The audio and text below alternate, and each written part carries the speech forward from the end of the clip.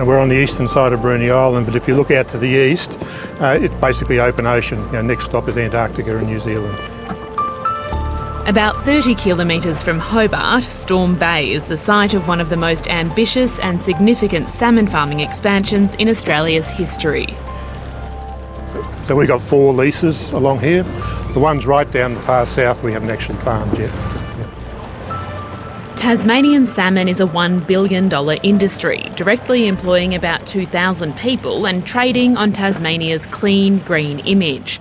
But the industry is under attack over its environmental record. There's one of the big misconceptions people have is that it's wall-to-wall pens. But when they get out here, they're just amazed at how long it takes to actually get from one lease to another. Steve Percival has been working in Tasmania's fish farming industry for 30 years. He's a general manager at Huon Aquaculture, but speaking on behalf of the entire industry.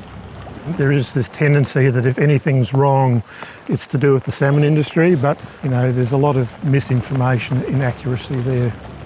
The Tasmanian salmon industry is one big lie.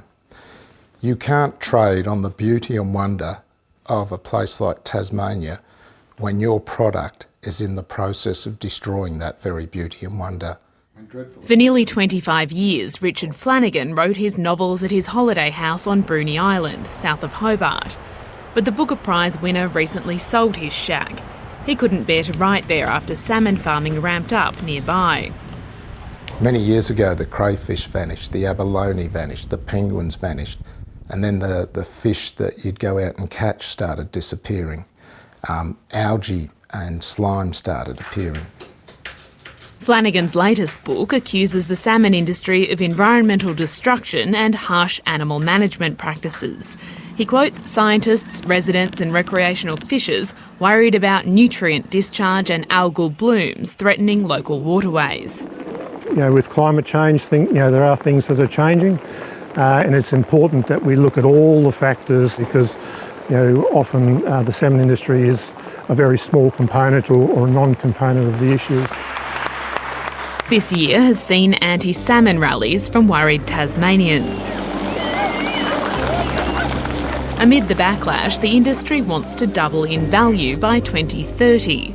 Tasmania's 3 big salmon companies, Tassal, Huon Aquaculture and Petuna, are adamant that doesn't mean they'll double their footprint or impact in Tasmania's waterways. The Tasmanian government backs the industry target, commissioning a review which could identify new areas for offshore farms. Expansions and developments have to be approved by the Minister, Guy Barnett. So there'll be full consultation with any changes whatsoever. Some Tasmanians are concerned about salmon industry expansion because of what they saw at Macquarie Harbour over the past decade. After a massive fish farming expansion, the shallow harbour, bordering a World Heritage Area, saw disease outbreak, water quality deterioration and more than 1 million fish deaths. And we've got proposals that include the same operation, the same operators, the same regulation, the same regulator. The only thing that's different is they're very different waterways. Environmental management consultant Louise Cherry supports sustainable development, but she's concerned about how approvals have been granted. She points to her experience on an independent panel reviewing the expansion of fish farms in Storm Bay. I have a strong belief that our environmental and economic goals are compatible. So when people like me start speaking out, I think you've got to start to be worried. One of the key environmental issues facing the industry is the impact of waste and nutrient discharge on local waterways. But when the panel was considering the expansion, there was no finished biogeochemical model which would show the impact of this discharge on Storm Bay. Literally every foundation for a sustainable development was missing for me. Louise Cherry says she raised concerns on the panel about a lack of science underpinning the proposed Storm Bay expansion, but got nowhere. She and another member, biosecurity expert Barbara Novak, quit in frustration. In the end, sometimes you do have to admit that you won't be able to be effective. After the pair quit, the Storm Bay expansions were given the green light, without a full panel. The CSIRO still hasn't finished the biogeochemical model that Louise Cherry was seeking. The panel was constituted legally and operated legally, and I have every confidence in the decision that was made. The Storm Bay expansion is well underway, but salmon companies say it is completely different to Macquarie Harbour. They point to environmental studies being done by the CSIRO and the Institute for Marine and Antarctic Studies. Those models are being improved all the time, but until you actually get out here and start doing things, you can't actually monitor the impact of the farms.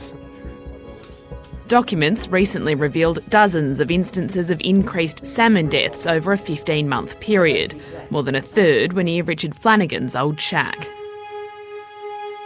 It has to change or it's going to collapse, and I don't want to see that. And if it collapses, the fault will be with the Tasmanian government, who refuse to do anything other than take the order of the salmon barons and do as they say in the interests of short-term profits, rather than creating a sustainable industry.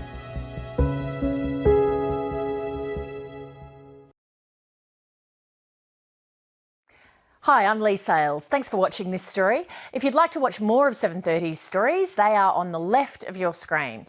And tap on the button below to subscribe and get the latest from ABC News.